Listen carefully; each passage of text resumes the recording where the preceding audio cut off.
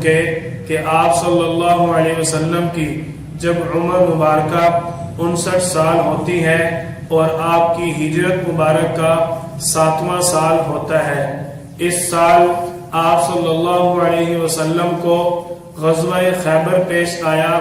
غزوہ خیبر کے بارے میں مؤرخین کا اس بات پر اتفاق ہے کہ یہ محرم کے مہینے میں پیش آیا، اور اس چیز میں اختلاف ہے کہ یہ کون سے سن میں ہوا۔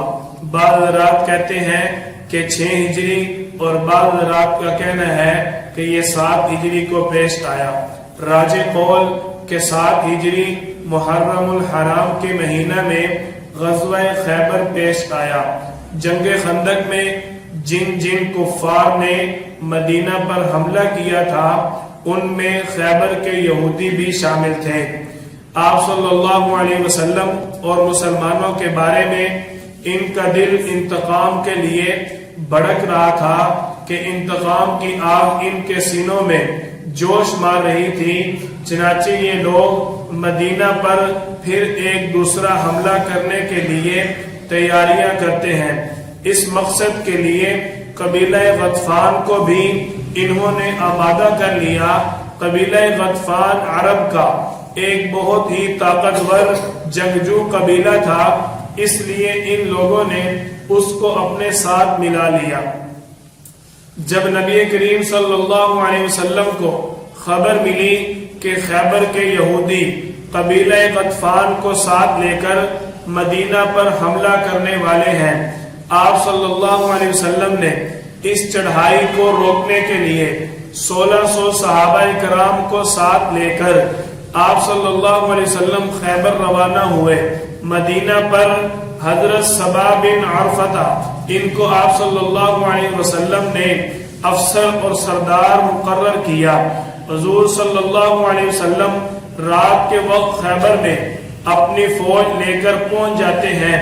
آپ صلی اللہ علیہ وسلم نے اور آپ صلی اللہ علیہ وسلم کو جب انہوں نے دیکھا تو دیکھتے ہی کفار شور مچانے لگے، چلا چلا کر کہنے لگے کہ خدا کی قسم لشکر کے ساتھ محمد بن عبداللہ آ گئے صلی اللہ علیہ وسلم۔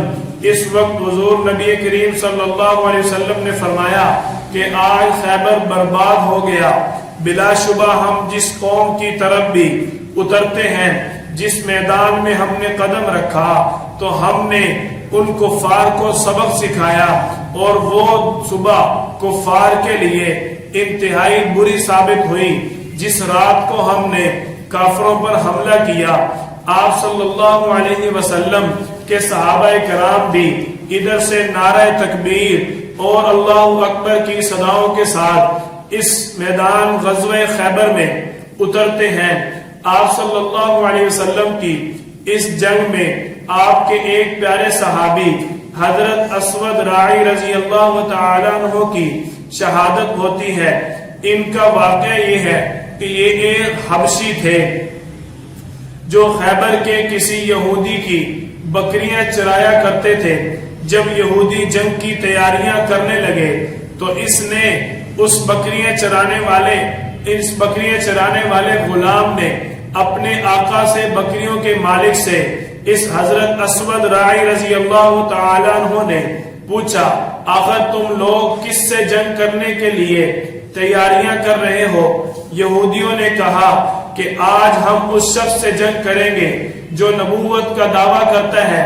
یہ سن کر ان کے دل میں حضور صلی اللہ علیہ وسلم کی ملاقات کا شوق اور جذبہ پیدا ہوا، چنانچہ یہ نبی کریم صلی اللہ علیہ وسلم کی طرف بکریاں لے کر حاضر ہوتے ہیں۔ حضور صلی اللہ علیہ وسلم سے دریافت کیا، آپ کس چیز کی دعوت دیتے ہیں؟ میرے اور آپ کے پیارے آقا صلی اللہ علیہ وسلم نے جواب میں فرمایا، میں اسلام پیش کرتا ہوں۔ انہوں نے عرض کی، اگر میں مسلمان ہو جاؤں مجھے خداوند تعالی کیا دیں گے؟ آپ صلی اللہ علیہ وسلم نے فرمایا، تیرے لیے اجر و ثواب ہوگا، اللہ تعالی جنت میں اور اس کے علاوہ تجھے نعمتیں عطا فرمائیں گے۔ جب اس نے آپ صلی اللہ علیہ وسلم کی زبان مبارک سے یہ بشارت سنی، آپ صلی اللہ علیہ وسلم کے ہاتھ پر اسلام کو قبول کرتا ہے اور فوراً اشہد ان لا الہ الا اللہ و اشہد انک رسول اللہ کے الفاظ کے ساتھ اسلام لے آتے ہیں۔ آپ صلی اللہ علیہ وسلم سے پھر عرض کرتے ہیں یا رسول اللہ یہ بکریاں میرے پاس امانت ہیں، ان کا کیا کروں؟ میرے اور آپ کے پیارے آقا صلی اللہ علیہ وسلم کو اللہ تعالی نے یہ معجزہ عطا فرمایا۔ آپ صلی اللہ علیہ وسلم نے فرمایا ان بکریوں کو اپنے مالک کی طرف ہانک کر ان کے پیچھے سے یہ کنکریاں پھینک دو۔ آپ صلی اللہ علیہ وسلم نے ان کو کنکریاں دی، انہوں نے ان بکریوں کو چھوڑ کر پیچھے سے کنکریاں ماری۔ آپ صلی اللہ علیہ وسلم کے معجزہ کے مطابق وہ بکریاں اپنے مالک کے پاس پہنچ جاتی ہیں۔ اس کے بعد یہ حبشی خوش نصیب صحابی ہتھیار پہن کر مجاہدین اسلام کی صف میں شامل ہو جاتے ہیں، انتہائی جوش و خروش کے ساتھ جہاد کرتے ہیں، جہاد کرتے کرتے شہید ہو جاتے ہیں۔ جب حضور صلی اللہ علیہ وسلم کو ان کی شہادت کی خبر ملتی ہے، آپ صلی اللہ علیہ وسلم نے فرمایا عمل قلیلا و اجر کثیرا، یعنی اس شخص نے بہت ہی کم عمل کیا اور بہت زیادہ اجر حاصل کیا۔ پھر حضور صلی اللہ علیہ وسلم ان کی لاش کو خیمے میں لانے کا حکم فرماتے ہیں۔ ان کی لاش کو آپ صلی اللہ علیہ وسلم کے سامنے پیش کیا جاتا ہے۔ آپ صلی اللہ علیہ وسلم نے صحابہ کرام کو ان کے بارے میں بشارت فرمائی، بشارت سنائی کہ یہ حبشی نہیں، اس کو میں دیکھ رہا ہوں کہ جنت کے اندر اللہ تعالی نے اس کو انتہائی خوبصورت چہرہ عطا فرما دیا ہے اور اس کے بدن سے خوشبو جاری ہے، اور دو حوریں جن کو اللہ تعالی نے جنت میں اس کو عطا فرمایا۔ اس شخص نے ایمان اور جہاد کے سوا کوئی دوسرا عمل اختیار نہیں کیا تھا، نہ اس نے نماز پڑھی، نہ اس نے روزہ رکھا، نہ ہی کوئی حج کیا، نہ ہی زکوٰۃ ادا کی، لیکن آپ صلی اللہ علیہ وسلم کی بشارت کے مستحق بنتے ہوئے جنت میں چلے جاتے ہیں۔ آپ صلی اللہ علیہ وسلم کی ہاتھ پر لبیک کہتے ہوئے ایک ہی لمحے میں آپ صلی اللہ علیہ وسلم کی آواز پر لبیک کہا، اور دوسرے ہی لمحے آپ صلی اللہ علیہ وسلم کے حکم جہاد کو مانتے ہوئے منصب شہادت سے سرفراز ہوتے ہیں۔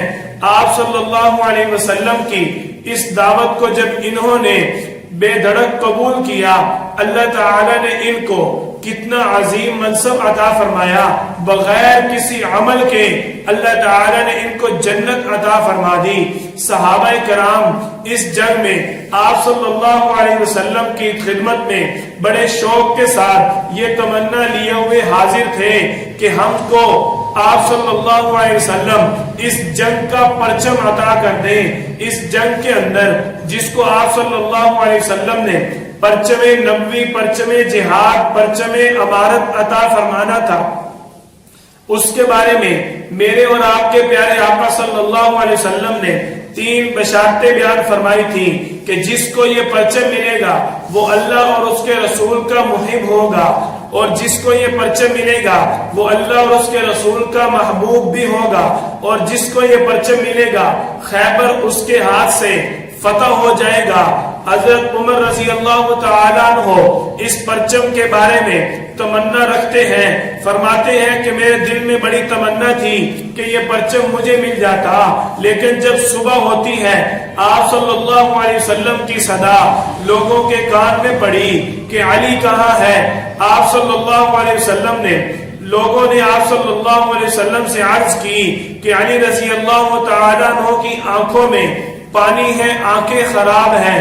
آپ صلی اللہ علیہ وسلم نے قاصد بھیج کر حضرت علی رضی اللہ تعالیٰ عنہ کو بلوایا اور اپنا لعاب مبارک سیدنا علی المرتضی شیر خدا رضی اللہ تعالیٰ عنہ کی آنکھ مبارک پر لگایا۔ آپ صلی اللہ علیہ وسلم کا لعاب مبارک لگنا تھا کہ سیدنا علی المرتضی رضی اللہ تعالیٰ عنہ کی آنکھ مبارک درست ہو جاتی ہے، بالکل صحت یاب ہو جاتی ہے۔ آپ صلی اللہ علیہ وسلم نے اپنے دستے مبارک سے پرچم نبوی جو حضرت ام المؤمنین عائشہ رضی اللہ تعالی عنہ کی سیاہ چادر سے تیار کیا گیا تھا حضرت علی رضی اللہ تعالی عنہ کے ہاتھ میں عطا فرما دیا۔ آپ صلی اللہ علیہ وسلم نے جب یہ سیدنا علی رضی اللہ تعالی عنہ کو پرچم عطا فرمایا، حضرت علی رضی اللہ تعالیٰ عنہ قلعہ قموس کے پاس پہنچ کر یہودیوں کو سب سے پہلے اسلام کی دعوت دیتے ہیں۔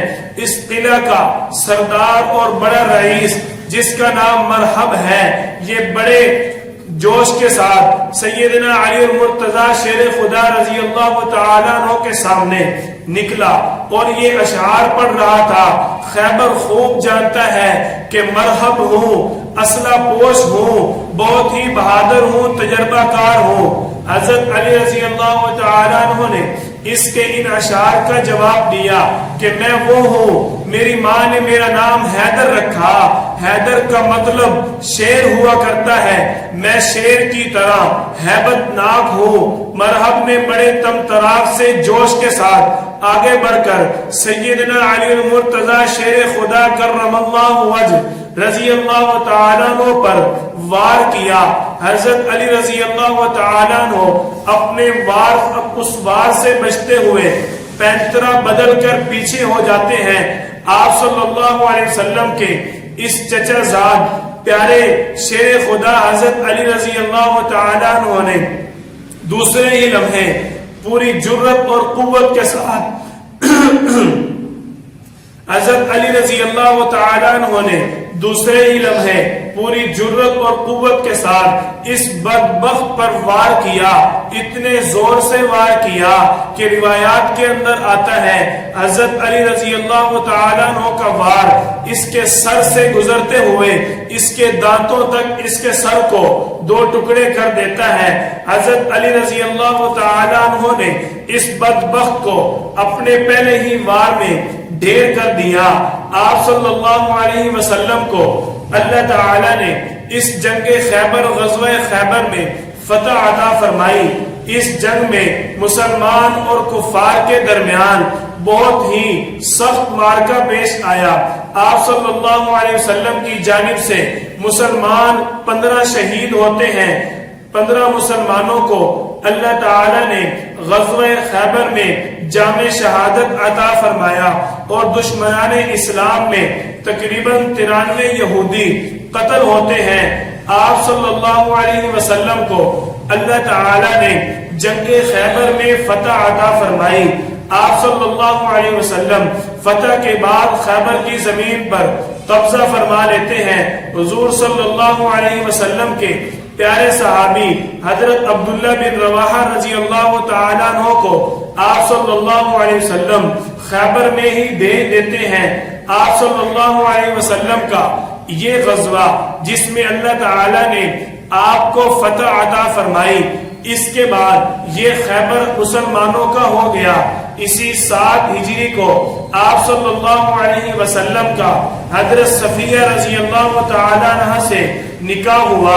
آپ صلی اللہ علیہ وسلم کو اس غزوہ خیبر کی فتح کے بعد آپ صلی اللہ علیہ وسلم چونکہ ابھی خیبر میں ہی چند روز قیام فرما رہے تھے، یہودیوں کو مکمل امن اور امان عطا فرما دیا کہ یہودی جو ہیں وہ ہم سے امان لے کر ہمارے ماتحت ہو کر ادھر آج کے بعد زندگی بسر کریں گے، مگر ایسے بدگمان بد باطن تھے، اتنا ان کے دلوں میں مسلمانوں کے بارے میں بغض تھا کہ اتنی ان کے دلوں میں مسلمانوں کے بارے میں خباثت بھری ہوئی تھی کہ ان میں ایک شخص ہے سلام بن مشکم، اس کا نام سلام بن مشکم ہے اور یہ مسلکن یہودی تھا۔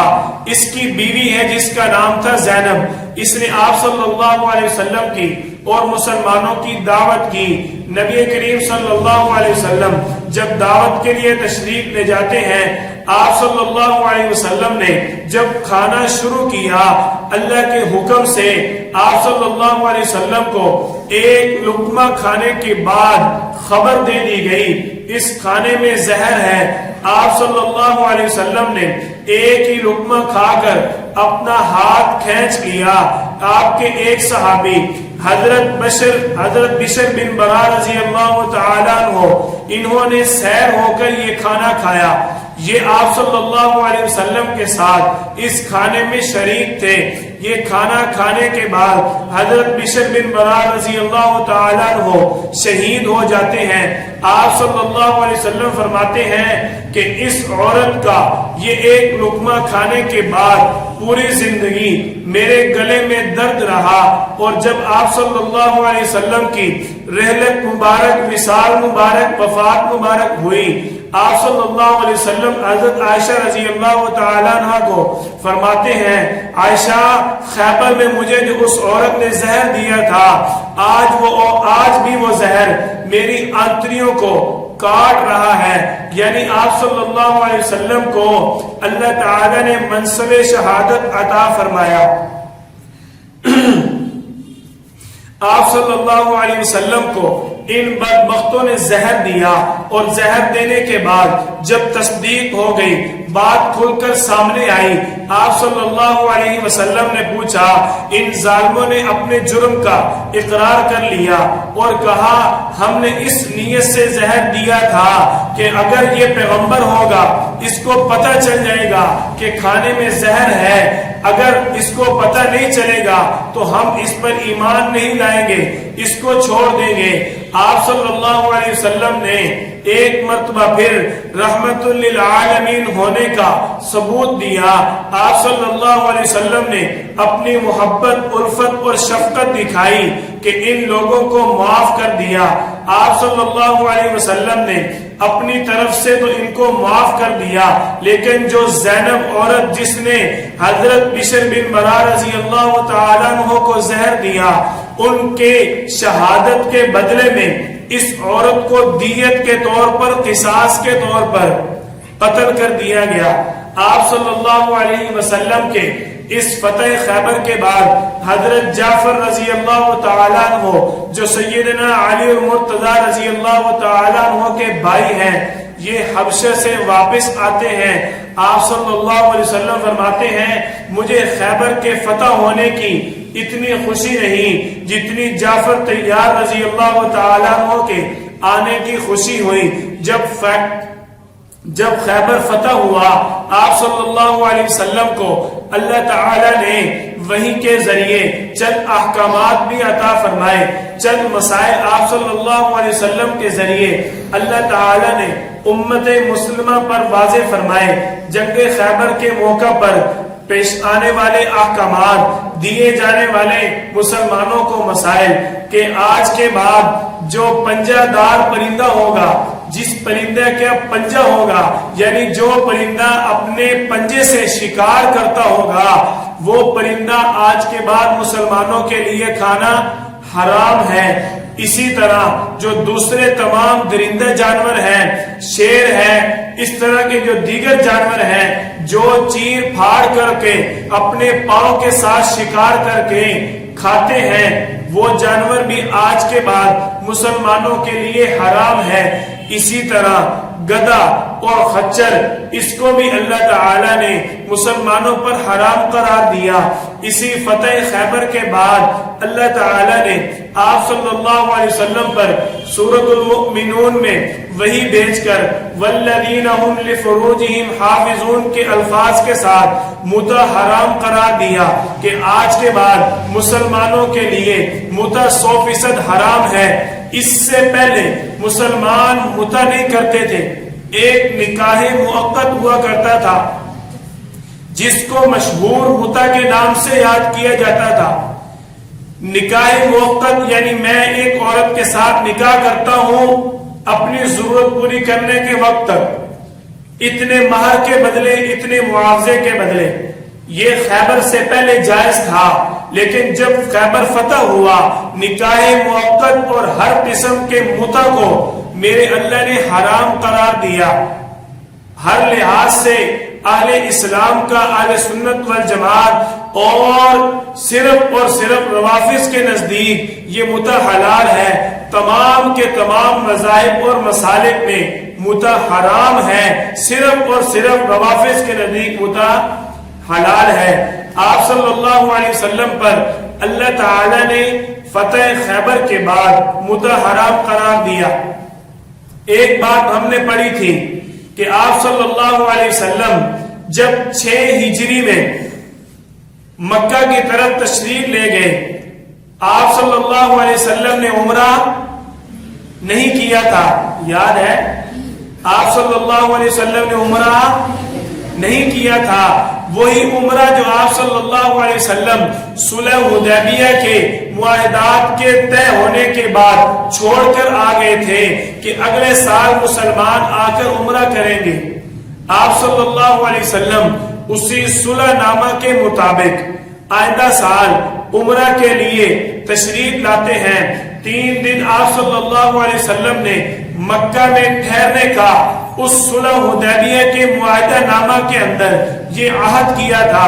اس دفعہ کے مطابق آپ صلی اللہ علیہ وسلم ذوالقعدہ 7 ہجری کو عمرہ ادا کرنے کے لیے مکہ سے روانہ ہوتے ہیں، اور آپ صلی اللہ علیہ وسلم نے اعلان فرما دیا جو لوگ گزشتہ سال، پچھلے سال، سابقہ سال جو لوگ عمرے کے لیے ہمارے ساتھ گئے تھے وہ سب کے سب میرے ساتھ اب چلے، ان کو عمرہ کرنے کے لیے ساتھ لے کر جا رہا ہوں۔ جو لوگ شہید ہو گئے ان کے علاوہ سب کے سب عمرہ کے لیے تیار ہو جائیں۔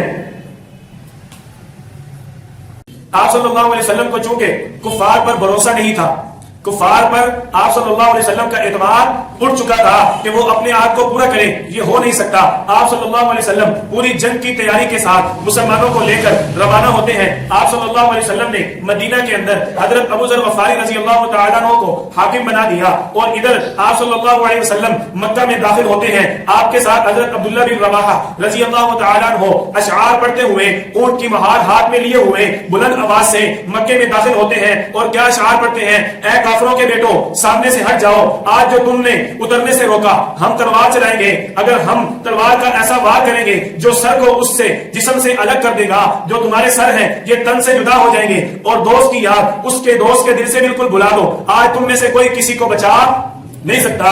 آپ صلی اللہ علیہ وسلم جب حرم کعبہ میں داخل ہوئے، چند کفار آپ صلی اللہ علیہ وسلم کو دیکھتے ہیں، حسد کرتے ہیں، اس منظر کو دیکھ کر برداشت نہ کر سکے۔ کیوں؟ اب مسلمانوں کی تعداد پچھلے سال سے بھی زیادہ ہو چکی تھی، جو معاہدہ ان کے لیے انتہائی منفی اور نقصان والا ثابت ہوا۔ مسلمانوں کو اللہ تعالی نے اس معاہدے کی برکت سے ایک قوت اور شان عطا فرمائی۔ آپ صلی اللہ علیہ وسلم اب طواف شروع کرتے ہیں۔ چند کفار پہاڑوں پر چڑھ کر مسلمانوں کو دیکھتے ہیں، آنکھیں پھاڑ پھاڑ کر دیکھ رہے ہیں، آپس میں تبصرہ کرتے ہیں ان لوگوں نے طواف کیا کرنا، یہ طواف کیا کر سکتے ہیں؟ ان کو ایک تو مدینہ کی بیماری نے مار دیا، مدینہ یثرب کا علاقہ تھا، کہنے لگے ایک تو ان کو مدینہ کی بیماری نے مار دیا، اور دوسرا یہ لوگ بھوک برداشت کر کے زندگی گزارنے والے، یہ کیا طواف کریں گے؟ آپ صلی اللہ علیہ وسلم نے مسجد حرام میں پہنچ کر اجتماع فرما لیا، یعنی ایک کندھا اپنا آپ صلی اللہ علیہ وسلم نے ننگا کر دیا۔ آپ صلی اللہ علیہ وسلم نے اپنے صحابہ کو بھی اس سنت کے مطابق عمل کرنے کا حکم فرما دیا۔ آپ صلی اللہ علیہ وسلم نے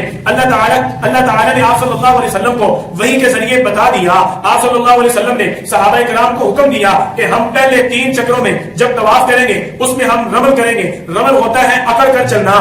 آپ صلی اللہ علیہ وسلم نے صحابہ کرام کو یہ حکم دیا کہ پہلے 3 چکروں میں ہم اکڑ کر طواف کریں گے، تاکہ دشمنان اسلام ہمیں دیکھ کر ہمارا روب دیکھیں، ہماری قوت دیکھیں، ہمارے آنے کی شان دیکھیں، ہماری صحت کو صرف نہ دیکھیں بلکہ ہماری ایک قوت کو دیکھ کر دشمنان اسلام پر روب پڑ جائے۔ میرا اللہ بھی تو پھر خود فرماتا ہے نا، وَقَذَفَ فِي قُلُوبِهِمُ الرُّعْبَ، مسلمانوں کے ہاتھ میں تو صرف ایک تدبیر اختیار کرنا تھا، میرا اللہ خود مسلمانوں کا کافروں کے دلوں میں روب ڈالنے والا ہے۔ آپ صلی اللہ علیہ وسلم کی یہ سنت رمل والی آج تک زندہ ہے۔ جو بھی طواف کرنے جاتا ہے پہلے 3 چکروں میں اکڑ کر یعنی رمل کے ساتھ 3 چکر لگاتا ہے۔ آپ صلی اللہ علیہ وسلم کی اس سنت کو، صحابہ کرام کے اس مبارک عمل کو اللہ تعالی نے تا قیامت جاری اور ساری فرما دیا۔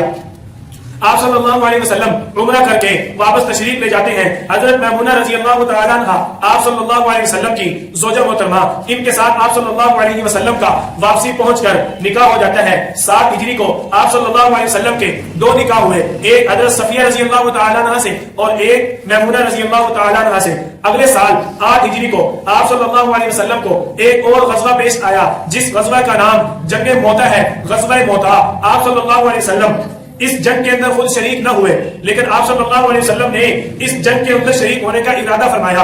آپ صلی اللہ علیہ وسلم راستے میں جو ایک مقام تھا اس مقام سے آپ صلی اللہ علیہ وسلم مسلمانوں کو چھوڑ کر خود واپس چلے جاتے ہیں.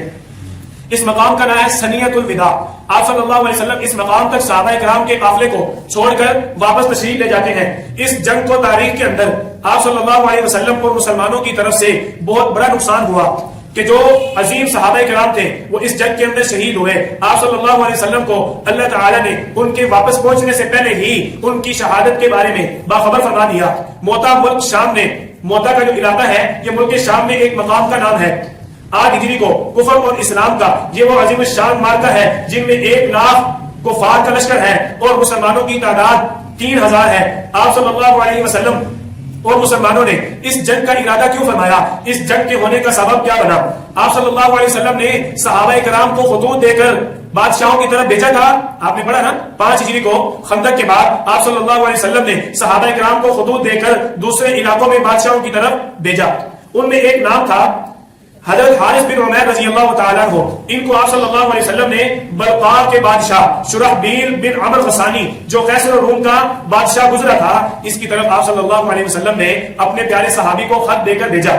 انہوں نے آپ صلی اللہ علیہ وسلم کے پیارے صحابی حضرت حارث بن عمیر رضی اللہ تعالیٰ عنہ کو رسیوں سے باندھ کر شہید کر دیا. آپ صلی اللہ علیہ وسلم کے پیارے صحابی کو اتنی بے دردی کے ساتھ باندھ کر شہید کیا گیا. جب آپ صلی اللہ علیہ وسلم کو اس کی خبر ہوئی نبی کریم صلی اللہ علیہ وسلم اور صحابہ کرام نے اس لشکر کو، اس صحابہ کرام کے اس لشکر جو 3000 کا لشکر تھا ان کو لے کر آپ صلی اللہ علیہ وسلم نے اس بادشاہ کے خلاف جنگ کا اعلان کر دیا. اب مسلمان نکلتے ہیں. آپ صلی اللہ علیہ وسلم اپنے صحابہ کرام کو پرچم نبوی، پرچم جہاد عطا فرماتے ہیں. آپ صلی اللہ علیہ وسلم نے سفید رنگ کا جھنڈا باندھ کر حضرت زید بن حارثہ رضی اللہ تعالیٰ عنہ کے ہاتھ میں دیا. ان کو فوج کا سپہ سالار بنا دیا. آپ صلی اللہ علیہ وسلم نے فرمایا جب زید بن حارثہ شہید ہو جائے تو اس کے بعد حضرت جعفر سپہ سالار ہوں گے. جب حضرت جعفر شہید ہو جائیں تو ان کے بعد حضرت عبداللہ بن رواحہ سپہ سالار ہوں گے. یہ پرچم تینوں حضرات کے ہاتھ میں باری باری پہنچ جاتا ہے. تینوں حضرات شہید ہو جاتے ہیں اور چوتھی مرتبہ یہ پرچم آپ صلی اللہ علیہ وسلم کے پیارے اور بہادر صحابی حضرت خالد بن ولید رضی اللہ تعالیٰ عنہ جن کو آپ صلی اللہ علیہ وسلم نے سیف اللہ کا، اللہ کی تلوار ہونے کا لقب عطا فرمایا، جب ان کے ہاتھ میں یہ پرچم آیا انہوں نے دشمنان اسلام کا ڈٹ کر مقابلہ کیا. اس جنگ میں آپ صلی اللہ علیہ وسلم کو انتہائی صدمہ ہوا کیونکہ اس جنگ میں آپ کے چچا زاد حضرت جعفر بن ابی طالب، حضرت زید بن حارثہ، حضرت مسعود بن اوس، حضرت عبداللہ بن رواحہ اور دیگر صحابہ کرام رضی اللہ تعالیٰ عنہم، حضرت حارث بن نعمان جنہوں نے آپ صلی اللہ علیہ وسلم کا جنگ احد میں دفاع کیا تھا، یہ تمام صحابہ کرام اس جنگ میں شہید ہو جاتے ہیں. آپ صلی اللہ علیہ وسلم کو اللہ تعالیٰ نے ان کے واپس پہنچنے سے پہلے ہی باخبر فرما دیا کہ آپ کے یہ صحابہ شہید ہو چکے. آپ صلی اللہ علیہ وسلم حضرت جعفر رضی اللہ تعالیٰ عنہ کے گھر میں تشریف لاتے ہیں. ان کی بیوی حضرت اسماء بنت عمیس رضی اللہ تعالیٰ عنہ بیان کرتی ہیں کہ میں نے اپنے بچوں کو نہلا دہلا کر تیل لگایا، ان کو تیار کیا، آٹا گوندھ لیا کہ میرے خاوند آنے والے ہیں. آپ صلی اللہ علیہ وسلم اپنے آپ صلی اللہ علیہ وسلم سے بیان کرتی ہیں کہ میں نے اپنے بچوں کے لیے روٹیاں بنا لی، اپنے بچوں کو میں نے پیش کر دی۔ ادھر سے آپ صلی اللہ علیہ وسلم تشریف لائے۔ آپ صلی اللہ علیہ وسلم حضرت جعفر بن ابی طالب رضی اللہ تعالیٰ عنہ کے بچوں کو گلے لگاتے ہیں، ان کو آپ صلی اللہ علیہ وسلم پیار کرتے ہیں، اور پیار کرتے ہوئے آپ صلی اللہ علیہ وسلم کی آنکھوں میں آنسو آ جاتے ہیں۔ حضرت اسماء بنت عمیس رضی اللہ تعالیٰ عنہ پوچھتی ہیں کہ یا رسول اللہ آپ آنسو کیوں بہا رہے ہیں؟ آپ صلی اللہ علیہ وسلم نے دریافت کیا کہ یا رسول، آپ صلی اللہ علیہ وسلم نے پوچھا کیا تجھے اس چیز کی خبر نہیں ہوئی؟ حضرت اسماء بنت عمیس رضی اللہ تعالیٰ عنہ عرض کرتی ہیں یا رسول اللہ مجھے نہیں خبر۔ آپ صلی اللہ علیہ وسلم فرماتے ہیں آپ کے خاوند حضرت جعفر بن ابی طالب رضی اللہ تعالیٰ عنہ شہید ہو گئے۔ حضرت اسماء بنت عمیس رضی اللہ تعالیٰ عنہ فرماتی ہیں یہ سن کر میری چیخ نکل گئی، میرے گھر میں عورتوں کا ہجوم لگ گیا۔ اس کے بعد آپ صلی اللہ علیہ وسلم اپنے گھر تشریف لے جاتے ہیں۔ ازواج مطہرات سے فرمایا کہ جعفر رضی اللہ تعالیٰ عنہ کے گھر والوں کے لیے کھانا تیار کرو۔ یوں آپ صلی اللہ علیہ وسلم کے 8 ہجری کے اندر ہونے والے چند واقعات، جن میں انتہائی دردناک واقعہ کہ آپ صلی اللہ علیہ وسلم کے چچا زاد حضرت جعفر بن ابی طالب رضی اللہ تعالیٰ عنہ کی یہ دردناک شہادت ہوتی ہے کہ اتنے پرخوش اور انتہائی مسرت ماحول میں جب ان کی زوجہ کو خبر ہوئی، دیکھو اسلام انتہائی مشقتوں کے بعد، انتہائی پریشانیوں اور مصیبتوں کو برداشت کرنے کے بعد ہم تک پہنچا۔ صحابہ کرام کی اس کے اندر بڑی قربانیاں ہیں۔ آپ صلی اللہ علیہ وسلم کی محنت، آپ صلی اللہ علیہ وسلم کی قربانی اور صحابہ کرام کی محنت کے بدلے اسلام ہم تک پہنچا۔ ہم سب کو چاہیے ہم اسلام کی قدر کریں اور اللہ تعالیٰ کے دیے ہوئے اس پیغام کو، آپ صلی اللہ علیہ وسلم کے لائے ہوئے اس دین کو دنیا میں عام کریں۔ جو بات سنیں اس کو اپنے گھر، اپنے کاروبار، دوست احباب، بازار، ہر جگہ پر بیان کریں تاکہ ہمارا بھی اسلام کے اندر داعی ہونے کا نام بن جائے۔ اللہ سے دعا کرتے ہیں اللہ تعالی ہم سب کو ہمیشہ اسلام کا داعی بنائے اور آپ صلی اللہ علیہ وسلم کے لائے ہوئے دین کے لیے ہم سب کو قبول فرمائے۔ وآخر دعوانا ان الحمد للہ رب العالمین۔ کل کو انشاءاللہ ہم آپ صلی اللہ علیہ وسلم کو جو اللہ تعالی نے عظیم فتح عطا فرمائی، جس فتح کا نام فتح مکہ ہے، اس کا